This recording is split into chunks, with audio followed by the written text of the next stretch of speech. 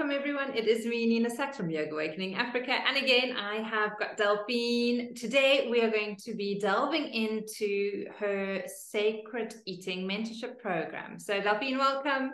And won't you give us a little insight into what this program is all about, why you started it, and who it's there for, like who is it going to be benefiting? So I started it from my own journey. I had the chance of, you know, how you can turn everything around. So my father used to have a drinking problem, and at some stage in life, we had a really good connection, and he decided to quit. So he went on his own journey, seeing a dietitian that would give him guidelines about what was good. And, you know, and me having dragged 10 years of eating disorder behind me, I'm sitting at the breakfast table and I'm listening to everything he has to say. So I took on these things one after the other as they would suit me, but these were lines of wisdom that worked for me. Mm-hmm. So I carried that for a while, and then I wanted to pack them up in like a little book or little tool for someone to use them, but I realized I also wanted to hold space for the process, because just giving these insights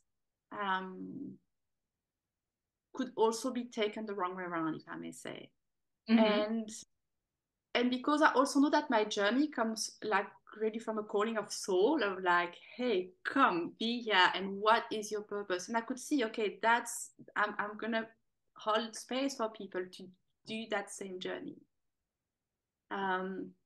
So that came about like this. So then I took other tools that I found interesting to bring to hold space, especially tools with the inner child and creativity, and working with the subconscious, and then also the teachings of Ayurveda and the practice of conscious eating, cleansing, fasting, all of that. And so I like to bring a lot of information while we're doing the processes and the practices. Amazing, amazing. And it's so, I love that you incorporate so many different aspects of it, because often when someone creates something, they're only going to look at maybe like nutrition, or they're only going to look at the, you know, in-depth work of, you know, like you're saying, you know, you bring in the inner child work, or they clear away or stay away. Especially, I hear this a lot with like people who have eating disorders, like they won't talk about fasting or cleansing. And actually, like when it comes to Ayurveda, those practices are seasonal, and are really important to do. But if you're mentored or you're supported in the right way for your situation, then it can be super, super powerful. Because people who, you know, think of detox or cleanse, they'll think of like, you know, 3 celery sticks and 2 carrot sticks a day, and that's it. Whereas actually, it so depends on you and where you're at as to what you're needing. So I love that your program sounds like it incorporates everything. Who is kind of like this program for? Anyone who wants to have a freer relationship with food and nurturing their body, and come out of a place of, again, like freedom, intuition, and health, vibrancy. Okay. So alignment of soul and life desires with embodiment. And your mentorship program, because you're also a life coach as well. So do you bring that aspect into obviously that as well? And how long is this program for, mentorship for? What does this entail? So I normally I suggest to do I like to work with the moon rather than the months, but it's obviously kind of the same. So 3 moon mentorship, because we can shift habits quite early in the beginning, but the consistency and the support to sustain them is a very important time. Also because things might come up that might be your gifts actually. So I like to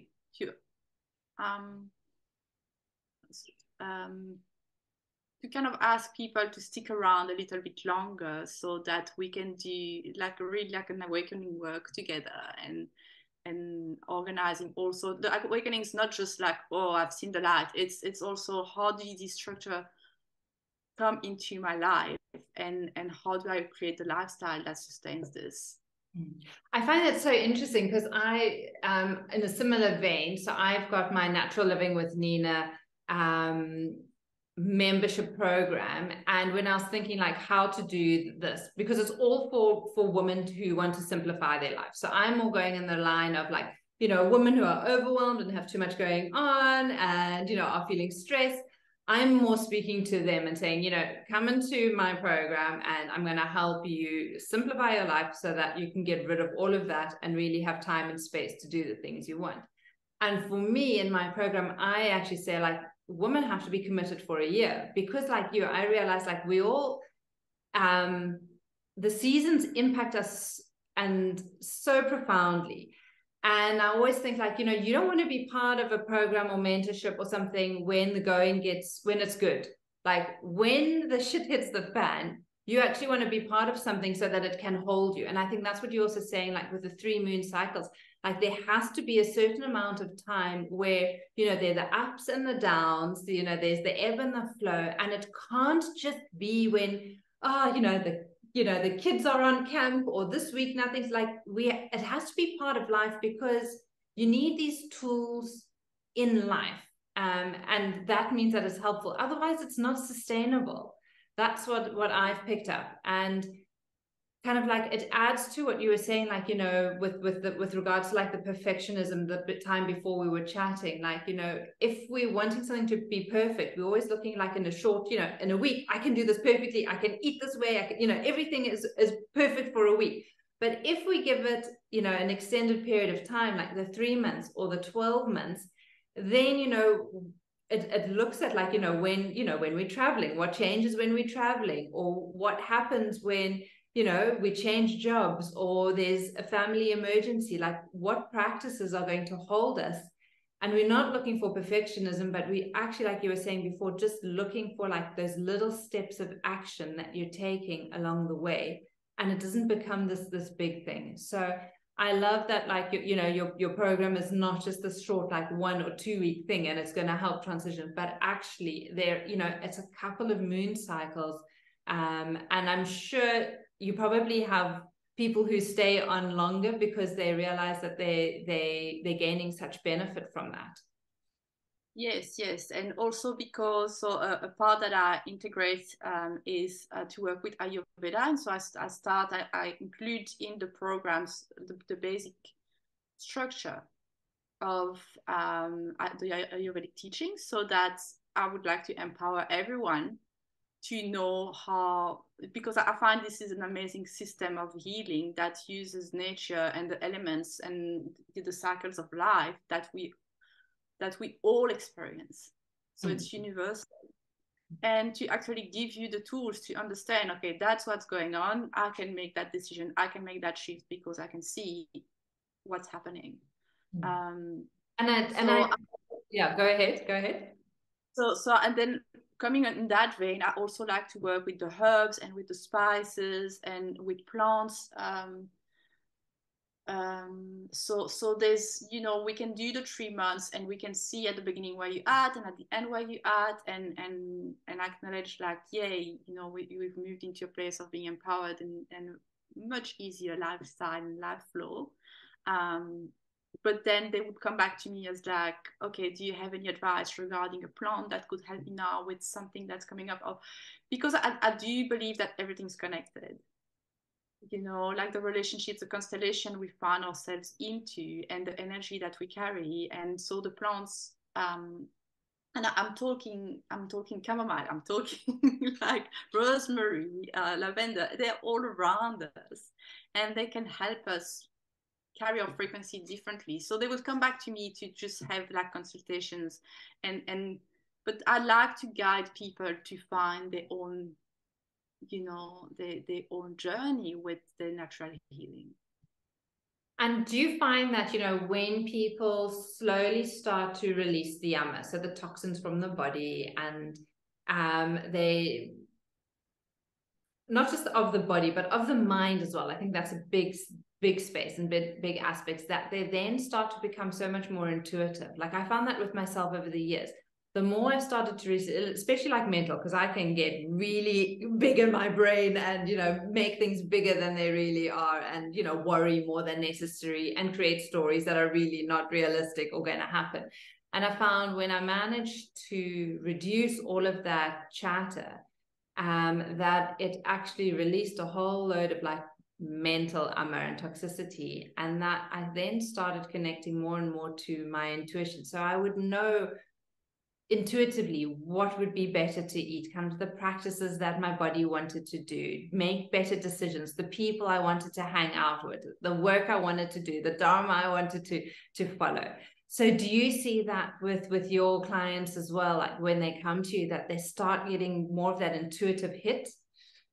Yes, and what I'm loving to see is that they come to me because they actually reach the end of their capacity to control their relationship with food. And when they leave, they are using food as a medicine, as like medicine in terms of a navigation tool for the energy for the day, like a supportive system. And I'm loving to see that, because that means we can actually use eating and eating disorder and food as a way to heal, as a practice. When we uncover, we go through like looking at what we're eating, and we uncover, oh, these things I didn't even know I was doing.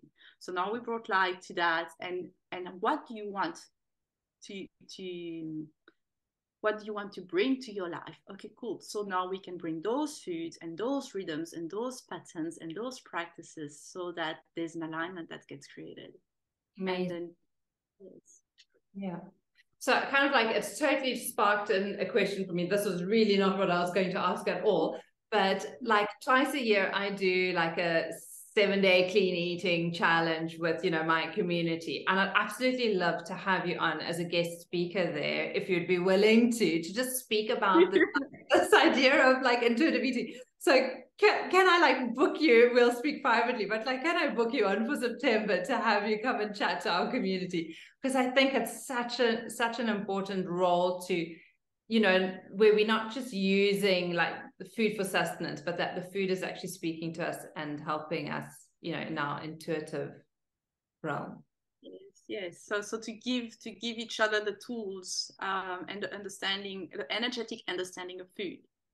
And once we have that, and we have a relationship, like a clear relationship with foods and with herbs, then we can intuitively go with them.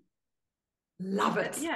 Thank you for the invitation. And I mean, it's so funny. I'm still deepening mine. Obviously, it's like a never-ending journey. You know, and that's why it took me so long also to bring that out, because every time I had like someone that I was testing, I was like basing more stuff, and I'm like, well, I'm not ready. But you know, we're never ready, but we're ready to share what came in the beginning. And I mean, there's the funniest places where we can see, like, I want to sabotage myself. I really want to sabotage myself. No, I don't feel like I like what I've done or where I'm at, and I'm just gonna go with this behavior. And to just be able to see it and be at peace with it and say, cool, well, that everyone does the same. Yeah, we all have the self-sabotage behaviors. So yeah.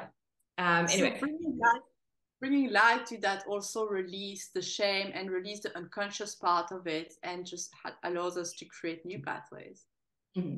Love it.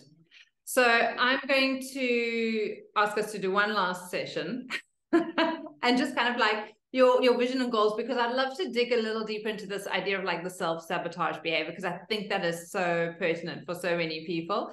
And I'm sure people would love to like hear how you navigated that. So I'm going to say thank you for chatting about your Sacred Eating Mentorship program, and we'll put links and everything of that to this recording for everyone. And we'll catch you on the next one. Namaste. Thank you so much, Nina.